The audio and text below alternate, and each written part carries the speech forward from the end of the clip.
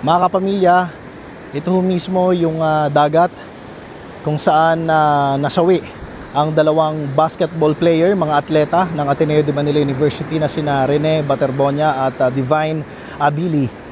Dito po yan sa bayan ng Dipakulaw sa Aurora.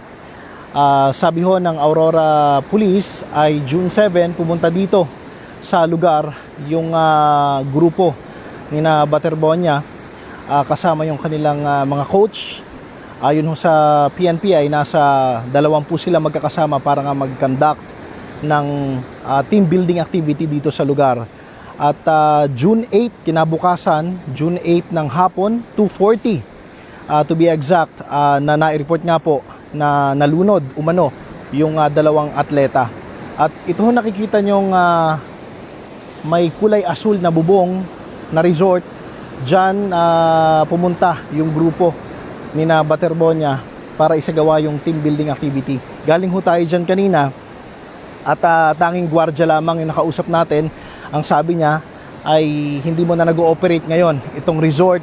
Wala rin pong humarap sa ating may-ari dahil umalis ayon dun sa gwardyang nakausap natin. Pero kung makikita nyo ho ay ito yung kondisyon ng dagat. Talagang medyo maalon. At base na rin doon sa lumabas na sa resulta ng otopsiya sa katawan ni Baterbonia, ang sinasabi ng Aurora Police ay ang cause ng death ni Baterbonia ay asphyxia by drowning. So kaninang hapon lang din ho yan kinumpirma ng Aurora PNP. Nakausap natin yung ilang lokal o residente dito sa lugar at yung isa nga sa ating natanong ay sinabi niya na matagal na siyang hindi naglalangoy o naliligo dito sa dagat dahil delikado.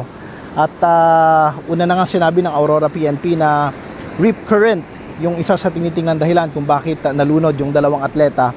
Sabi nung lokal na kausap po natin, kapag medyo nakalayo ka na dito sa shore ay malambot yung buhangin at mas dadaling ka pa ng current palayo. Kaya sabi nung nakausap ko ay 5 taon na raw siyang hindi naliligo o naglalangoy dito sa dagat dahil ganun yung sistema.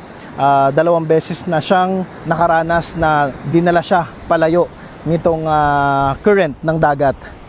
So yan po ang latest dito mga kapamilya. Hindi humarap sa atin, walang humarap from the resort. Tanging gwardiya lamang.